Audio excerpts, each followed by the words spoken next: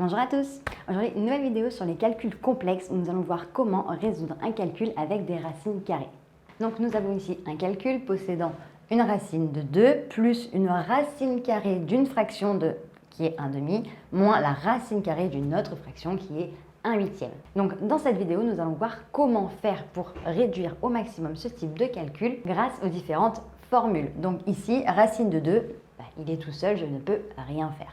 Par contre, plus racine de 1 demi, eh bien racine de 1 demi, c'est la forme racine de a sur b. Donc là, on va prendre une petite partie du tableau. Racine de a sur b, c'est la même chose que racine de a divisé par racine de b. Donc je vais appliquer exactement la même chose. Ici, je vais remettre moins égal, racine de 2 que je ne touche pas pour l'instant, plus racine de 1 sur racine de 2, moins, et là je vais faire la même chose, racine de 1 sur racine de 8. Maintenant, pour réduire ça, bon, racine de 2, lui, ne bouge toujours pas. Donc ça me fait racine de 2 plus racine de 1, ça fait tout simplement 1.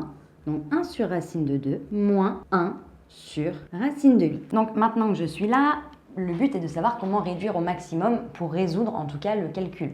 Là, j'ai mes nombres là. Celui-ci, je ne peux pour l'instant absolument rien faire. Celui-ci, je vais faire quelque chose, mais dans un premier temps, la fraction où il y a des choses à effectuer, ce sera celle-ci. Puisqu'en dénominateur, j'ai racine de 8 et racine de 8, c'est simplifiable. Pourquoi? Parce que 8, c'est 4 fois 2. Donc, je suis sous l'équivalent de la racine de a fois b qui me donne racine de a fois racine de b. Racine de 8, c'est la même chose que racine de 4 fois 2. Donc, la même chose que racine de 4 fois racine de 2. Et racine de 4, ça fait 2. Donc, je vais avoir 2 fois racine de 2, soit 2 racines de 2. Donc, je vais pouvoir tout simplement écrire ici, remplacer racine de 8 par 2 racines de 2. Donc là, ça me donne ça, moins 1 sur 2 racines de 2. Et en fait, maintenant que je suis ici, pour réduire, il faut tout simplement que je fasse quoi? J'ai une somme et une différence, et avec des fractions, donc le seul moyen d'additionner ou de soustraire des fractions, c'est qu'elles soient sous le même dénominateur. Donc là, concrètement, j'ai celle-ci qui est sur 1, celle-ci qui est sur racine de 2 et celle-là sur 2 racines de 2. Le meilleur moyen d'être sous le même dénominateur, c'est de les mettre sous 2 racines de 2, parce que là, c'est racine de 2, donc il suffirait de multiplier par 2 en haut et en bas, et ici par 2 racines de 2. Donc dans un premier temps, je vais tout mettre sous le même dénominateur. Donc là, fois 2, ici fois 2 racines de 2, ici pareil. Donc, pour racine de 2 fois 2 racines de 2, c'est la même chose que racine de 2 fois 2 fois racine de 2.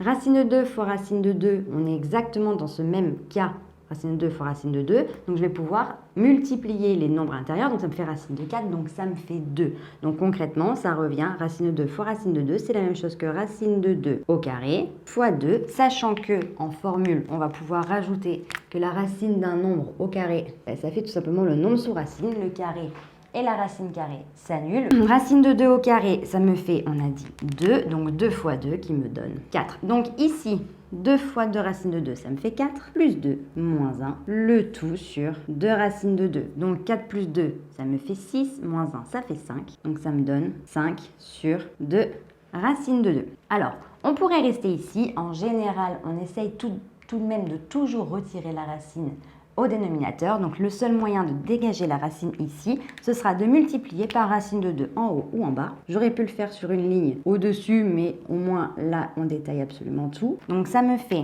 5 fois racine de 2, 5 racines de 2 sur, et là on a 2 fois racine de 2 fois racine de 2. Donc concrètement, on est exactement tout le même cas qu'ici. Donc finalement, ça me donne 4. Donc ce résultat donne 5 racines de 2 sur 4. Donc voilà, j'espère que cette vidéo t'a plu, t'a permis de mieux comprendre comment résoudre ce type de calcul. Si tu as la moindre question, n'hésite pas à me la noter en commentaire, je me ferai un plaisir de t'y répondre. Pour nous rejoindre, si ce n'est pas déjà fait sur YouTube, il te suffit d'activer la petite cloche, et sur Internet et les différents réseaux sociaux, nous sommes sur Facebook, Instagram et sur Snapchat. On te met tout en barre d'infos pour que tu ne rates aucune information. Et d'ici une très prochaine vidéo, je te dis à très bientôt. Salut!